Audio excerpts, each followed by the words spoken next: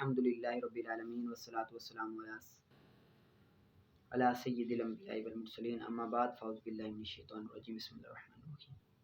آگے کتاب اللباس، لباس کا بیان۔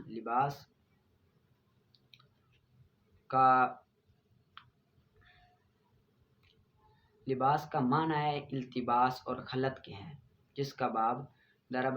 یضرب سے یعنی کہ خلط ہونا، ملنا، اس کو کہتے ہیں۔ اب آگے باب مستحباب الثوب الابیض، سفید کپڑے کو پہننا مستحب ہے اور سرخ، سبز، احمر، سرخ، سبز یا سیاہ کپڑے کو پہننا جائز ہے، اور اونی، کتن کہتے ہیں اونی، کتان کے بالوں سے بنے یا اس طرح کے اور کسی کپڑے کو پہننا جائز ہے، البتہ ریشم کو پہننا جائز نہیں ہے، ریشم کو پہننا جائز نہیں ہے۔ آگے قال اللہ تعالی، رب تعالی نے فرمایا اے بنی آدم، ہم نے تمہارے لیے لباس نازل کیا جو تمہاری شرم گاہوں کو چھپاتا ہے اور تمہاری آرائش کے لیے ہے، اور پرہیزگار کا لباس زیادہ بہتر ہے، پرہیزگاری کا لباس سب سے بہتر ہے۔ آگے اللہ تعالی نے فرمایا اور اس نے تمہارے لیے پہناؤ بنایا تاکہ تم گرمی سے بچو، اور کچھ پہناؤ بنائے تاکہ تم اپنی حفاظت کرو۔ اب یہاں پر لباس کے دو فائدے بیان کیے کہ ایک تو ستر پوشی اور دوسرا سردی گرمی سے حفاظت کرنا ہے، کہ انسانوں اور جانوروں میں یہی ممتاز ہوتا ہے کہ جو جانور ہوتے ہیں وہ لباس نہیں پہنتے، انسان لباس پہنتے ہیں۔ حضرت آدم اور حضرت حوا اور شیطان کا نے جو اغوا کیا تھا اس کا قصہ بیان کرنے کے بعد لباس کا ذکر کیا اور اس بات کی دلالت کی کہ انسان کے لیے ننگا ہونا قابل شرم، اعضاء کو دوسرے کے سامنے کھولنا اور شر کا باعث ہے، اور انسان جو ہے نا وہ شیطان پر حملہ سب سے پہلے لباس کا کرتا ہے، کہ آج لباس کا کرتا ہے۔ آج بھی یہی صورت ہے کہ شیطانی تہذیب انسان کو برہنہ یا نیم برہنہ کرنے میں لگی ہوئی ہے، اور یہی وجہ ہے کہ شیطان کا سب سے پہلا حملہ جو ہے نا انسان پر کے خلاف لباس کا ہوتا ہے، کہ لباس میں اپنے طریقے سے تو سب سے پہلے لباس کا کرتا ہے، پھر اس کے بعد انسان، جب انسان پہلا حملہ لباس کی ستر پوشی پر کیا تو شریعت اسلام جو انسان کے ہر اصلاح اور فلاح کر رہی ہے، اس نے ستر پوشی کا اہتمام اتنا کیا کہ ایمان کے بعد سب سے پہلا فرض وہ ستر پوشی کو قرار دیا گیا، نماز، روزہ وغیرہ سب اس کے بعد ہے۔ پہلا فرض جو ہے وہ ستر پوشی ہے کہ اپنے آپ کو ڈھانپنا، لیکن آج شیطان اور شیطان کے جو چیلے ہیں وہ اسی میں لگے ہوئے ہیں کہ میرا جسم ہو اور اس کو میں اپنے انداز سے اپنے طریقے سے کروں، جس طرح بھی ہو، تو سب سے پہلا وار یہ کرتا ہے، پھر اس کے بعد اگلے وار کرتا ہے، آسانی ہو جاتی ہے۔ آگے حضرت ابن عباس رضی اللہ تعالیٰ عنہ بیان کرتے ہیں کہ نبی اکرم صلی اللہ علیہ وسلم نے ارشاد فرمایا سفید کپڑے پہنا کرو کیونکہ یہ تمہارے کپڑوں میں سب سے بہتر ہے، اور انہی میں اپنے مردوں کو کفن دو، انہی میں اپنے مردوں کو کفن دو۔ اس حدیث کو امام ابو داؤد اور ترمذی نے روایت کیا اور فرماتے ہیں کہ یہ حدیث حسن صحیح ہے۔ آگے حضرت سمرہ رضی اللہ تعالیٰ عنہ بیان کرتے ہیں کہ نبی اکرم صلی اللہ علیہ وسلم نے ارشاد فرمایا سفید لباس پہنا کرو کیونکہ یہ زیادہ پاکیزہ اور صاف ہوتا ہے، اور اسی میں اپنے مردوں کو کفنایا کرو۔ اس حدیث کو امام نسائی نے اور حاکم نے بیان کیا اور وہ فرماتے ہیں یہ حدیث حسن صحیح ہے۔ آگے حضرت برا رضی اللہ عنہ بیان کرتے ہیں کہ نبی اکرم صلی اللہ علیہ وسلم درمیانے قد کے مالک تھے، میں نے آپ کو سرخ حلے میں دیکھا، میں نے آپ سے زیادہ خوبصورت کوئی نہیں دیکھا، متفق علیہ یہ حدیث، ٹھیک ہے۔ آگے نکالیں آپ، ولا یصلی علی باغ، اور نہ نماز جنازہ پڑھی جائے باغی پر اور ڈاکوؤں پر، راستہ کاٹنے والے ڈاکوؤں پر، جو قتل ہو جائیں جنگ کی حالت میں قتل ہو جائے، اور جو شخص لوگوں کو دھوکے سے گلا کاٹتا ہوا قتل ہو جائے، جو شخص قتل ہو جائے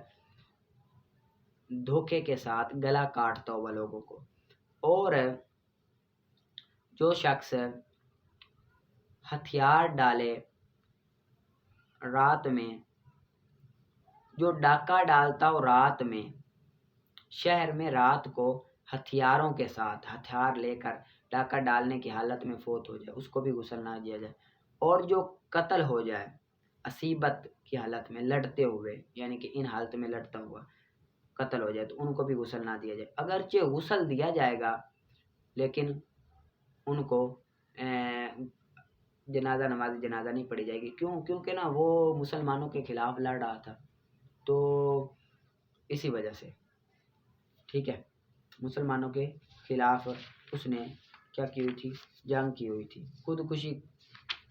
آگے ہے وقاتل نفسی، اور جو بذات خود قتل ہو جائے تو غسل بھی دیا جائے گا، یعنی کہ خودکشی کر لے تو غسل بھی دیا جائے گا اور نماز جنازہ اس پر پڑھی جائے گی، نہ کہ وہ شخص پر جس نے اپنے ماں باپ میں سے کسی ایک کو قتل کر دیا جان بوجھ کر، تو اس کو نہ غسل دیا جائے گا۔ ماں باپ کی عزت و احترام اولاد پر لازم ہے۔ جو شخص ظلم کے طور پر ماں باپ کو قتل کرتا ہے تو وہ اس لائق ہی نہیں ہے کہ اس کا نماز جنازہ پڑھی جائے۔ اور جو شخص پیچھے گزرا نا باغی ہو، وہ شخص جو مسلمان حکمران کے خلاف بغاوت کرے، تو اگر یہ لوگ پکڑے جانے کے بعد یعنی کہ پہلے ان کو پکڑ لیا، پکڑے جانے کے بعد قتل کیا جائے تو غسل بھی دیا جائے گا اور نماز جنازہ بھی پڑھی جائے گی۔ لیکن وہ پکڑے جانے کے بعد نہیں، لڑ رہے تھے، ابھی آپس میں جنگ چل رہی تھی، لڑ رہے تھے، تو اس حالت میں وہ مر گئے تو پھر ان کا نماز جنازہ اور نہیں پڑھا جائے گا، غسل تو دیا جائے گا۔ آگے نکالیں آپ ہدایت الناف کا۔ آگے فصل ہے بدل کے بارے میں۔ بدل کے بارے میں یہ فصل ہے، بدل وہ تابع ہے، بدل کی تعریف کر گیا، بدل وہ تابع ہے جس کی طرف اس چیز کو منسوب کیا گیا ہو جو اس کے مطبوع کی طرف منسوب ہو، یعنی کہ اس کی طرف بھی وہی مقصود ہو جو مطبوع کی طرف مقصود ہو، اور نسبت میں مقصود وہی تابع ہو، نسبت میں مقصود وہی ہو، وہی تابع ہو، نہ کہ اس کا مطبوع ہو، نہ کہ اس کا مطبوع ہو۔ مثالوں سے سمجھاتا ہوں، جس طرح کی مثال تو لے لیں، جس طرح کہ نا جانی زید اخو کا، آیا میرے پاس زید یعنی تیرا بھائی۔ اب یہاں پر دیکھیں بدل کی تعریف پڑھیں کہ جس کی طرف اس چیز کو منسوب کیا گیا جو اس کے مطبوع کی طرف منسوب ہو۔ اب تیرا بھائی اور زید وہ ایک ہی ہے نا، کوئی اور تو نہیں ہے، اسی کو مقصود کیا گیا، مقصود وہی مطبوع ہے، مقصود تابع ہے، مطبوع نہیں۔ یعنی کہ اب آیا میرے پاس زید یعنی کہ تیرا بھائی، اب زید اور بھائی تیرا بھائی وہ ایک ہی ہے، جو زید ہے وہ تیرا بھائی ہے، جو تیرا بھائی ہے وہ زید ہے، مقصود وہی چیز ہو، کوئی اور چیز نہ ہو، مقصود یہاں پر زید ہی ہے، زید ہی تیرا بھائی ہے، کوئی اور نہیں ہے، تو اسی وجہ سے اس کو کہتے ہیں۔ آگے بدل کی 4 قسمیں، بدلے کل سے ہے وہ جو اپنے بدلے کل سے ہے، بدلے کل وہ جس کا مدلول وہ ہو، جس کا مدلول وہ ہو جو مطبوع کا مدلول ہو، جس کا مدلول وہ ہو جو مطبوع کا مدلول ہو، جس طرح کہ جانی زید اخو کا۔ اب یہاں پر ایک ہی چیز ہے، کوئی اور نہیں ہے، مطبوع کا مدلول بھی وہی ہے، زید ہی ہے، اور زید بھی وہی ہے، کوئی اور نہیں ہے۔ یا بدلے بعض کل سے وہ جس کا مدلول مطبوع کے مدلول کا جز ہو، مطبوع کے مدلول کا کیا جز ہو، اس طرح کہ درأت زیدن رأسہ، میں نے مارا زید کو یعنی کہ اس کے سر کو۔ اب زید تو پورا ہے لیکن سر اس کا جز ہے، مطبوع کے مدلول کا جز ہے، یعنی کہ زید کو مارا، زید کے سر کو مارا گیا ہے، زید پورے کو نہیں مارا گیا، تو رأسہ یہ کیا ہے، اس کا سر، کیا ہے، اس کا سر مطبوع کے مدلول کا جز ہے۔ یہاں پر مطبوع دلالت کر رہا ہے، زید دلالت کر رہا ہے مارنے پر، تو پورے کے پورے زید کو نہیں مارا گیا، دلالت پورے کے پورے زید پر نہیں ہے بلکہ زید کے صرف سر پر ہے، جز پر ہے۔ بدل استعمال وہ جو اس کا مدلول مطبوع کا متعلق دار ہو، اس کا مدلول مطبوع کا متعلق دار ہو، جس طرح کہ سالبہ زید صوبہ، مارا گیا زید کو یعنی کہ اس کے کپڑا کو، سکھایا گیا زید کو یعنی کہ اس کے کپڑا کو۔ اب یہاں پر جو سکھایا گیا وہ زید کو سکھایا گیا ہے یعنی کہ اس کے کپڑوں کو۔ اب زید دلالت کر رہا ہے کپڑوں پر، لیکن وہ کیا ہے، زید کا نہ ہی جز ہے نہ ہی زید کا کل ہے، بلکہ زید کے ساتھ تعلق رکھتے ہیں، متعلق دار ہیں۔ اور بدلے غلط وہ جس کو غلط کے بعد ذکر کیا جائے، اس طرح کہ جانی زید جعفر، آیا میرے پاس زید، پھر تھوڑی دیر بعد جعفر، تو اب بھائی ازالے کے لیے ذکر کیا کہ زید نہیں ہے بلکہ جعفر آیا ہے، اور میں نے دیکھا مرد کو ہمار کو، اب یہ بھی ازالے کے لیے ذکر کیا گیا، بھائی ہمار کو دیکھا مرد کو نہیں دیکھا۔ اور بدل اگر ہو معرفہ، بدل اگر نکرہ ہو معرفہ سے تو واجب ہے اس کی صفت لانا، اگر نکرہ ہو معرفہ سے नकरा हो मारिफा से, यानी कि मुबदल मिन क्या हो मारिफा हो और बदल नकरा हो, तो फिर क्या है आगे एक सिफ्त को लगाना वाजिब है। जिस तरह के भी नासियतिन नासियतिन कादिबा। अब यहाँ पर नासियतिन ये क्या था, बदल था, लेकिन था क्या मारिफा,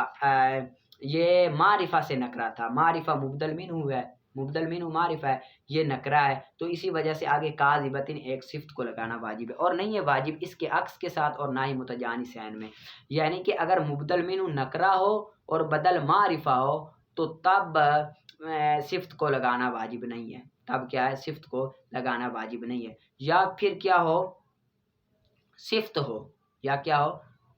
दोनों मारिफा, या क्या हो दोनों मारिफा, यानी कि मुबदल मिन भी मारिफा हो और बदल भी मारिफा हो, तो तब भी लगाना वाजिब नहीं है। हाशिए में मिसाल देखी हुई जिस तरह के दारा ज़ैद अखू का, ये दोनों मारिफा हैं, ज़ैद भी मारिफा है, अखू का मुदाफ़ मारिफा है, तो इसकी सिफ्त लाना, या दोनों नकरा जिस तरह के राजुल गुलाम लका, तो ये दोनों नकरा है, तो इसकी सिफ्त लगाना वाजिब नहीं है। और आगे फिर अक्सी कामा अखू का लका ज़ैदुन में इसकी मिसाल देख लें आप, इसको अच्छी तरह से आप मेहनत करके याद कर लेना है, ठीक है। और इबारत तरकीब भी लिकार करानी है। सुबह आगे अक्फ़े बयां का बयान है, अक्फ़े बयां को आपने तारीफ़ भी अच्छी तरह आपको आनी चाहिए, और इन कवाइद में जो है थोड़ा बहुत वो भी आपने अच्छी तरह से याद करके आना है इसको, और समझ कर आना है, मेहनत करके पढ़ के आना है, ठीक है। हर एक को पढ़ के और मेहनत करके अच्छी तरह से आया करें, ठीक है। पढ़ा सुना कबूल।